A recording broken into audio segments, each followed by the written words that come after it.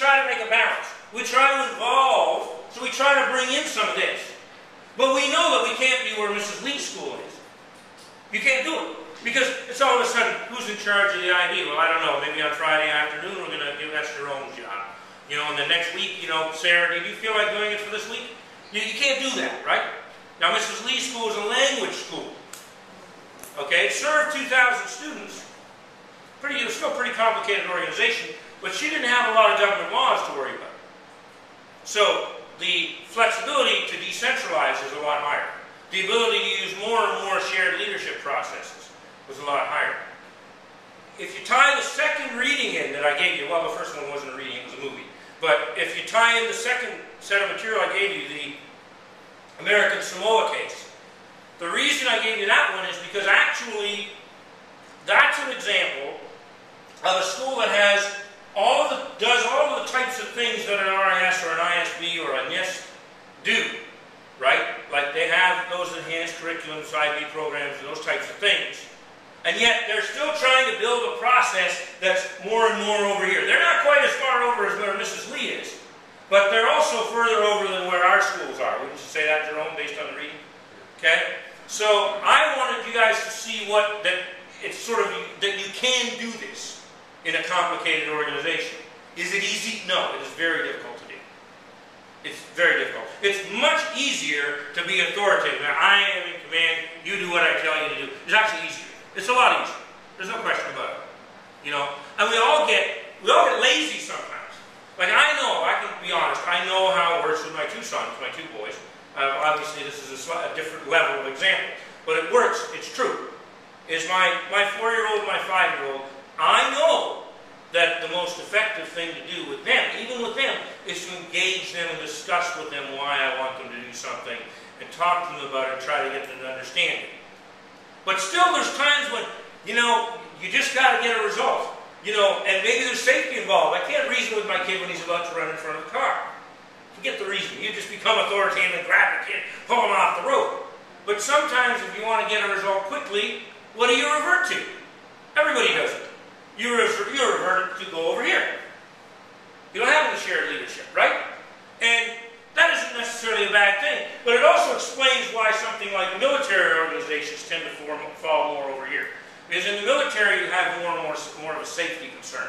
Not necessarily in a military academy, but a military academy is often training people to go into the Army, the Navy, or the Air Force, where they'll have to follow what somebody says very quickly or they might get killed.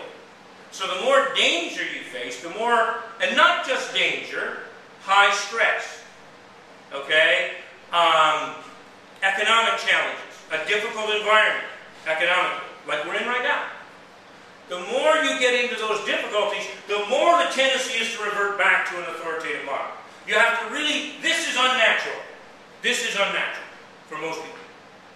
Most leaders, it's unnatural. And even followers, when you get stressed out, you want somebody to tell you what to do.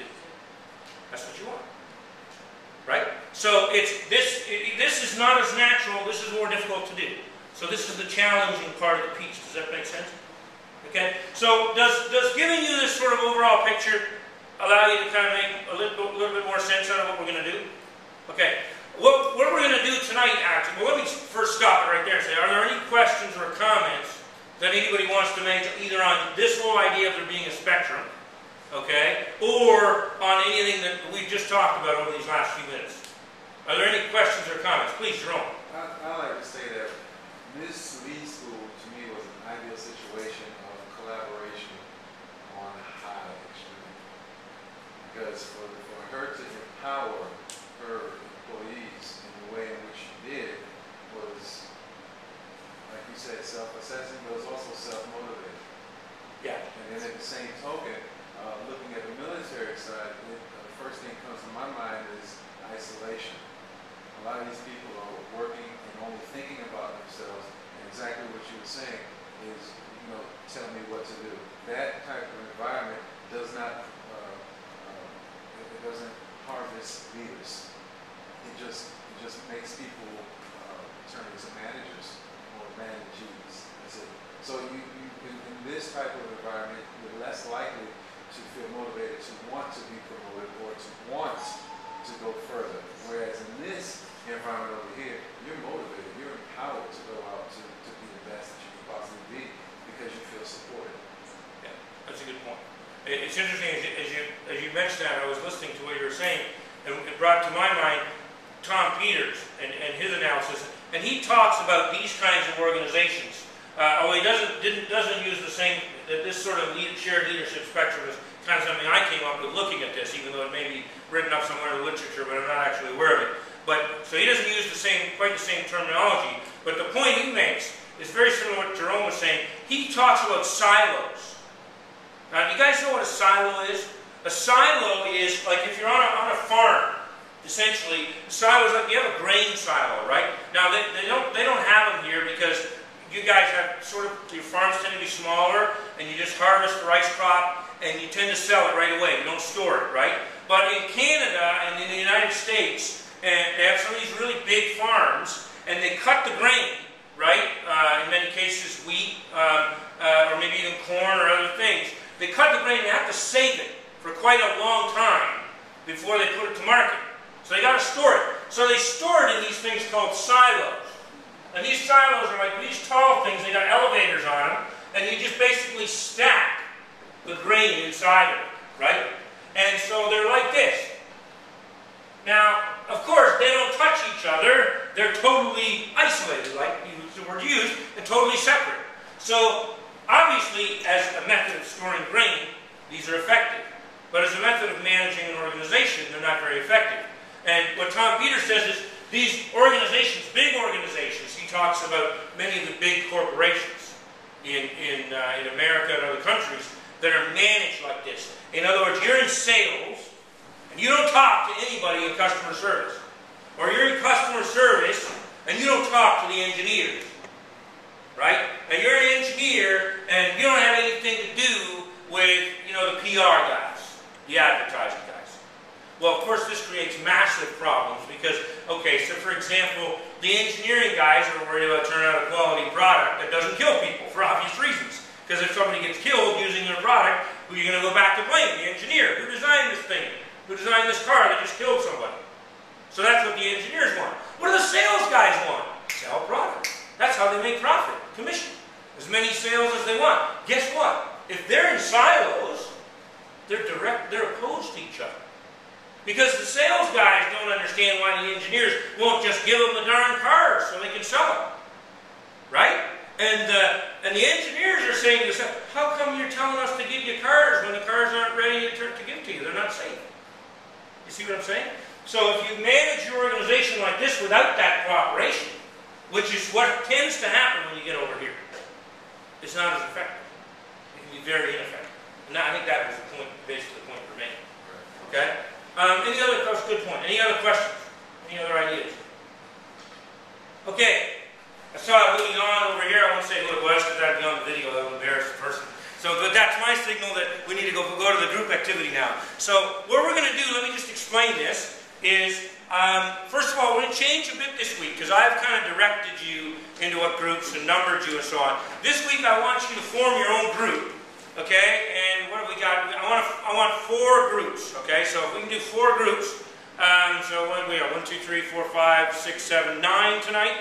Okay, so in which case let's go to 3 groups. Okay, because 4 groups won't really work with 9 people. So 3 groups is fine. So we'll have 3 groups of 3 people each. So you guys can go ahead and form your own groups and form them in mind with somebody that you think you might be able to create a plan with or create some kind of product with, because that's what we're going to sort of try to do tonight. I'm going to have a discussion. I'm going to explain how it's going to work right now. And then you guys don't have to form your groups yet. I'm going to give you a minute to explain, and then you can form your groups and carry on. What I'm going to do is I'm going to give each group just basically a copy of what the email I sent you. You guys remember the email I sent you? And which has the questions on. And what I want you to do is just think about the movie, and maybe if we can arrange the groups so that there's one person in each group that's seen the movie. Okay? Because otherwise it's going to be kind of tough.